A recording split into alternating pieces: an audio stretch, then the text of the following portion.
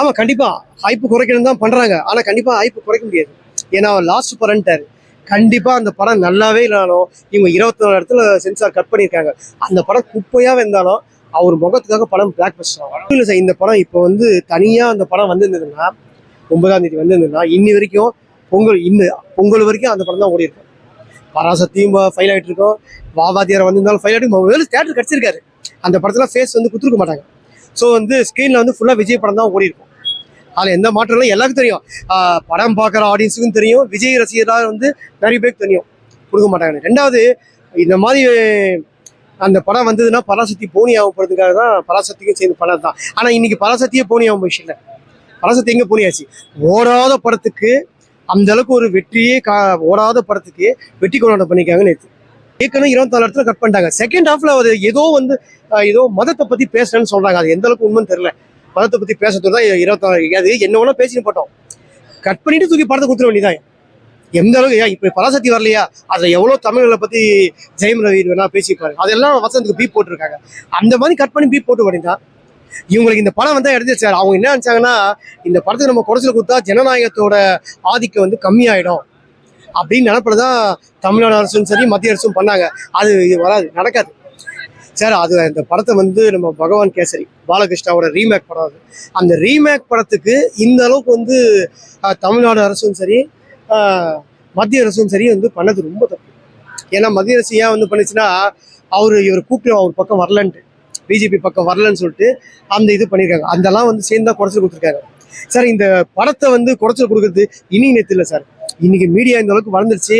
இப்போ இருக்கிற 2K kids ஆடியன்ஸுக்குலாம் தெரியும். 96 ரஜினிகாந்த் படத்துக்கு ஏகப்பட்ட குறைச்சல் கொடுத்தாங்க. அது நிறைய பேருக்கு பத்திரிகையில் தான் தெரியும். அவர் வராத அந்த படத்துக்கே இல்லை, ஏகப்பட்ட குறைச்சல் கொடுத்துருப்பாங்க. நிறைய ஃபேஸ் பண்ணாங்க ரஜினிகாந்த். அந்த அரசியல வந்த தொட்டு இவர் பலவிதமான சோதனை இன்னும் சந்திக்கணும். ஆமா கண்டிப்பா ஹைப் குறைக்கணும் தான் பண்றாங்க. ஆனா கண்டிப்பா ஹைப் குறைக்க முடியாது. ஏன்னா அவர் லாஸ்ட் படம்ட்டாரு. கண்டிப்பா அந்த படம் நல்லாவே இல்லைனாலும் இவங்க 24 இடத்துல சென்சார் கட் பண்ணியிருக்காங்க. அந்த படம் குப்பையா இருந்தாலும் அவர் முகத்துக்காக படம் பிளாக் பஸ்டர் ஆகும். ஆமா சார், ஒன்றும் இல்லை சார். இந்த படம் இப்போ வந்து தனியா அந்த படம் வந்திருந்ததுன்னா 9ஆம் தேதி வந்திருந்ததுன்னா இன்னி வரைக்கும் பொங்கல் வரைக்கும் அந்த படம் தான் ஓடி இருக்கும். பராசக்தியும் ஃபைல் ஆகிட்டு இருக்கோம். வாவாதியார் வந்திருந்தாலும் ஃபைல் ஆகிட்டு தேட்டர் கிடச்சிருக்காரு. அந்த படத்துல ஃபேஸ் வந்து குத்துருக்க மாட்டாங்க. ஸோ வந்து ஸ்க்ரீனில் வந்து ஃபுல்லாக விஜய் படம் தான் ஓடி இருக்கும். அதில் எந்த மாற்றம் இல்லை, எல்லாருக்கும் தெரியும். படம் பார்க்குற ஆடியன்ஸுக்கும் தெரியும், விஜய் ரசிகராக வந்து நிறைய பேருக்கு தெரியும்.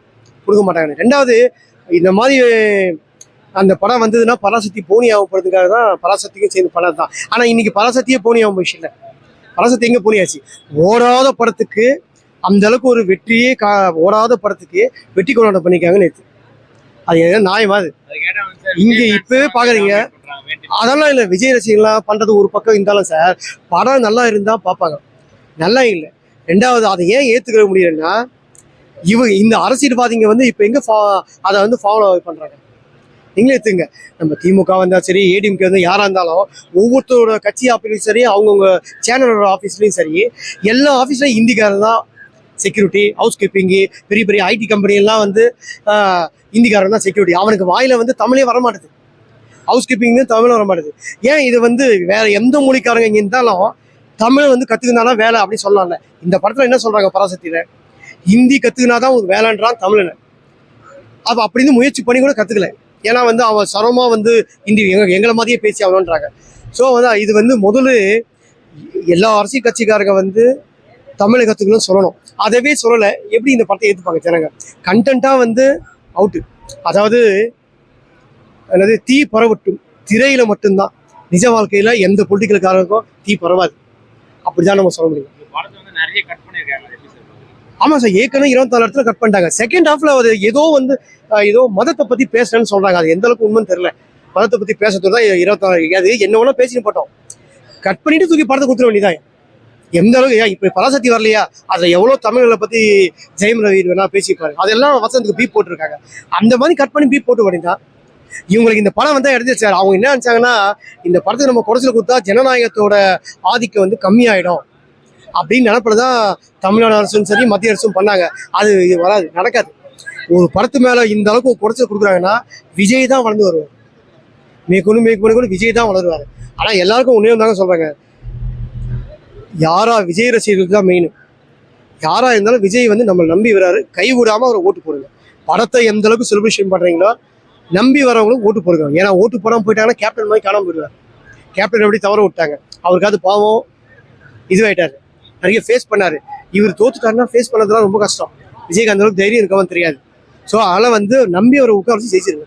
கண்டிப்பா ஒரு தனிப்பட்ட முறையில் கருத்து, ஒரு அட்லீஸ்ட் நம்ம பவன் கல்யாணம் மாதிரியாவது ஒரு துணை முதல்வராக வரதுக்காக வாய்ப்பு இருக்குது கண்டிப்பா. தேங்க்யூ.